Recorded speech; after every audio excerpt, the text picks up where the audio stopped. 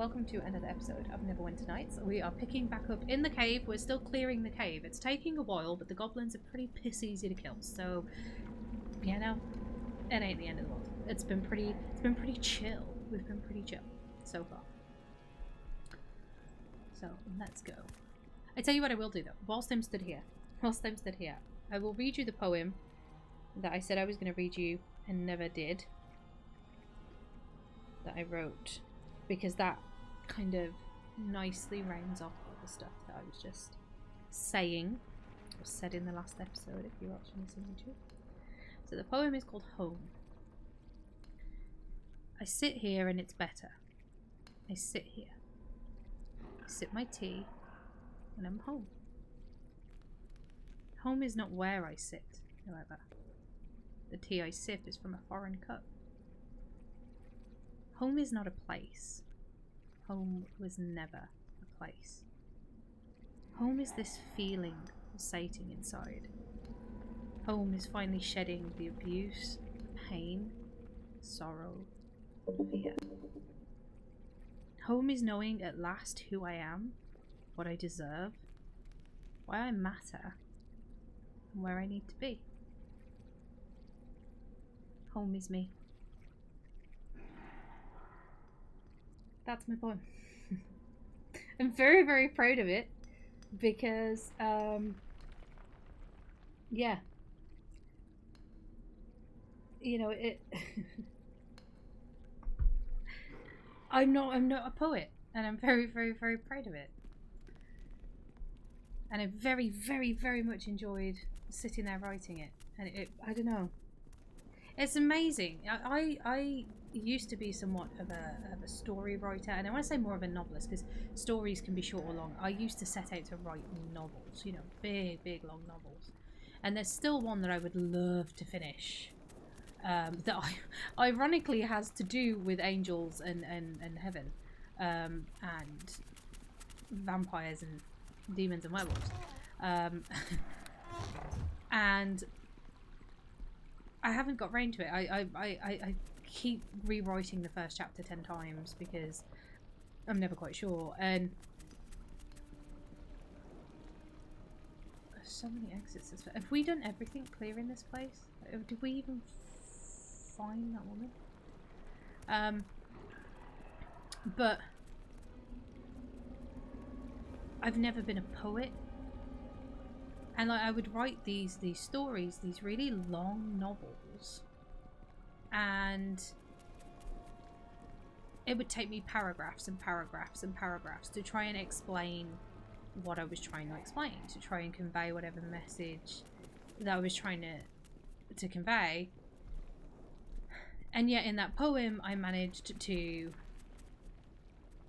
say everything that I'd been feeling in like a few words. Taste my savage fury!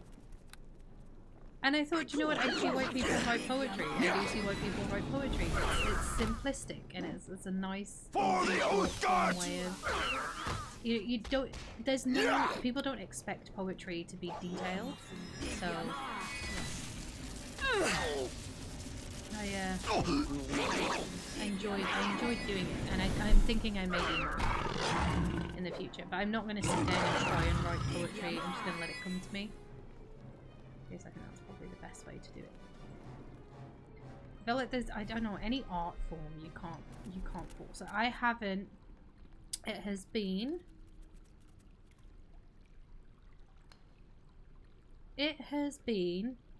over a year since I have done any photographic art or any composition art. Some of you know, some of you don't. I create composition art. Some really cool pieces. I will show you some actually in a bit. And I haven't done that in over a year because I haven't been inspired. Like, you have to be inspired to create. Taste my savage fury! And I haven't been inspired to create something, which means I know I wouldn't have created anything worth creating. Taste, yeah. I think that's the problem with the story I told you about. Like, I am inspired by the story as a whole, but breaking it down to its smaller parts to put it all together is just Taste something my I'm skin. really not interested in. Sort of like, sounded pretty cool. Thank you, Michael. I'm so glad that you enjoyed the game. Really glad that you enjoyed it.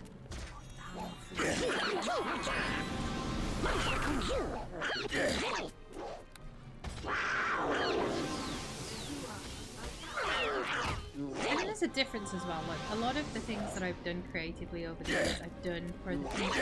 I've done because I want other people to like it. I want other people to notice me, you know, and be like, oh, look, she's done a really good job at something.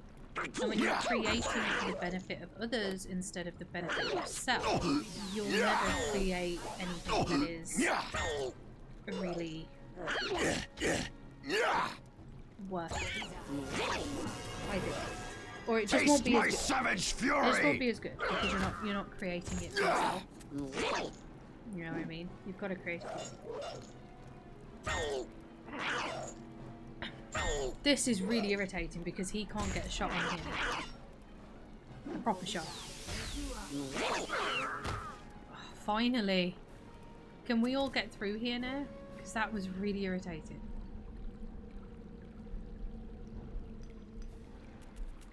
Can you sleep? You all need rest.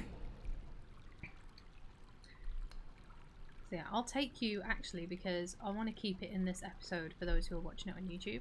My son had a toy train set. He still has this toy train set, and he set it up on our floor, or we set it up on the floor, and I took a picture of it, and the backdrop, the sky is just a random picture of clouds that I found, but the grass is a random field, but the mountain bits that you see are from the what's the name of the ranch in Hawaii where Jurassic Park was filmed and Lost. Those mountains in the middle, that's that.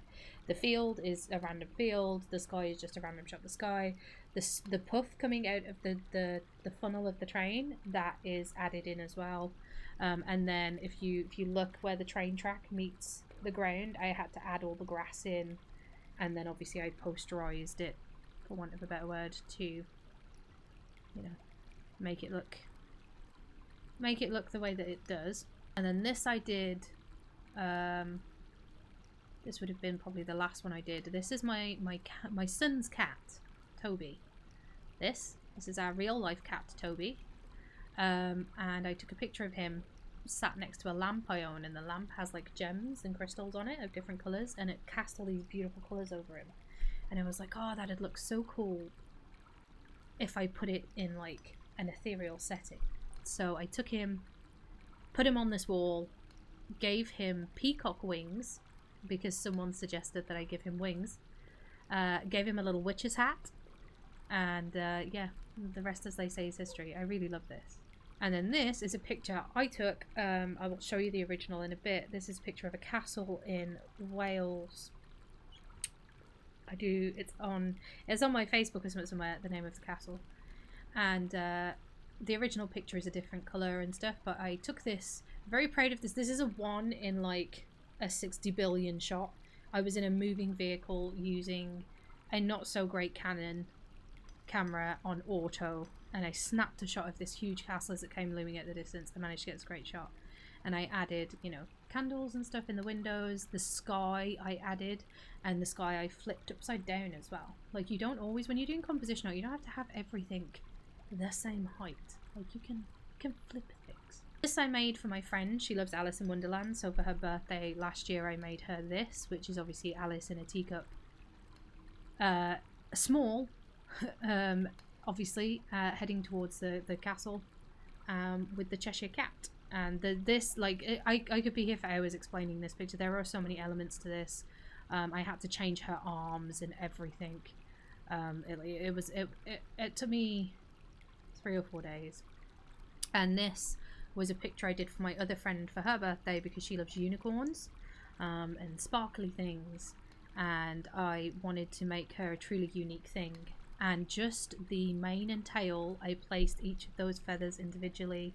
There's a time lapse on my YouTube of me doing this, and just those feathers took me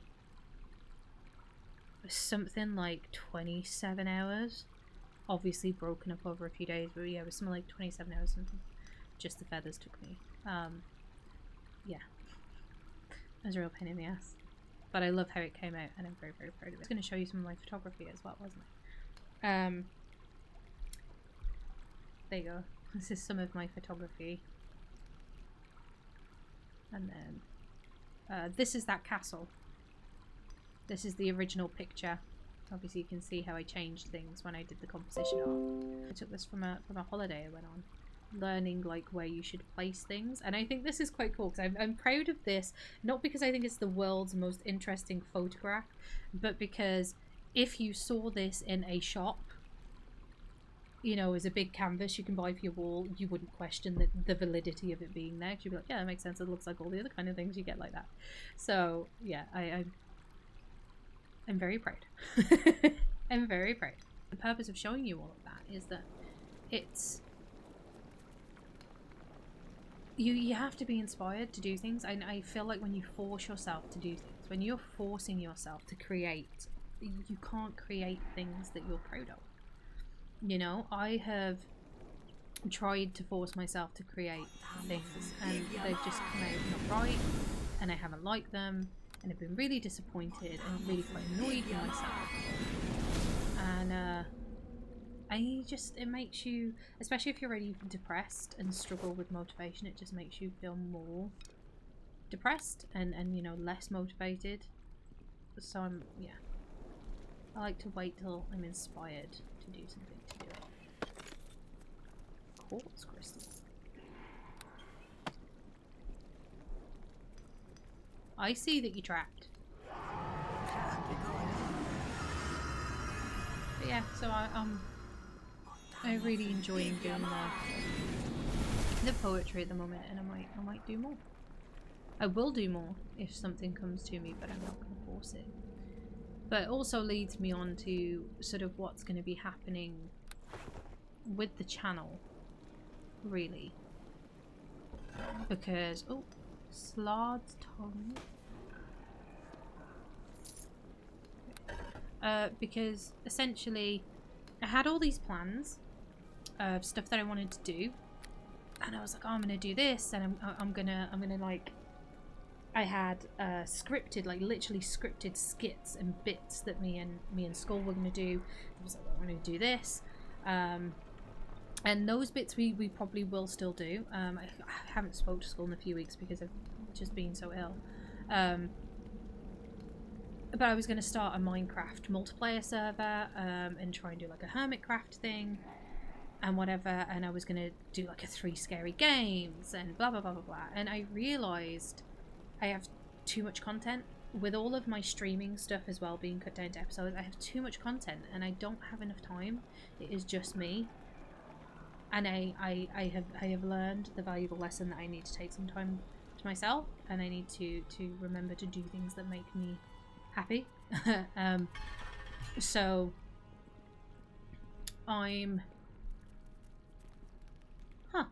I was expecting that woman, his wife, not some weird thing, but yeah, I'm not going to be doing that now. So it's not that I will never do like a Hermitcraft thing for Minecraft, but it's not going to be this year, and it probably won't be for a couple of years.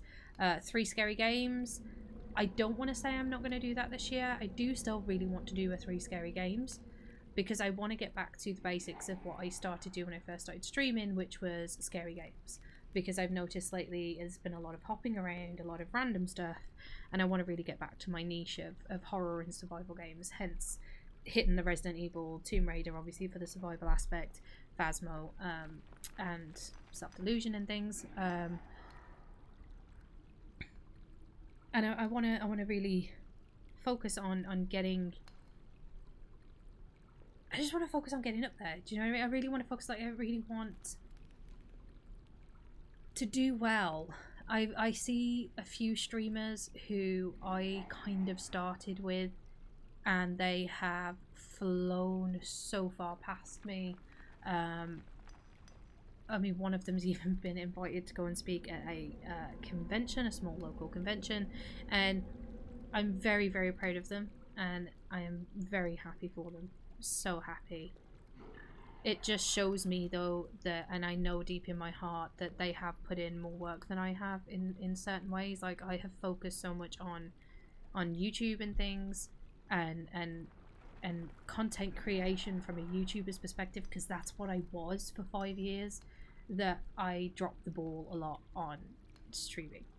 So, and just being personable and someone that you guys want to watch and enjoy watching in live time. So I am stopping that. The focus is no longer on YouTube. The focus is now on Twitch.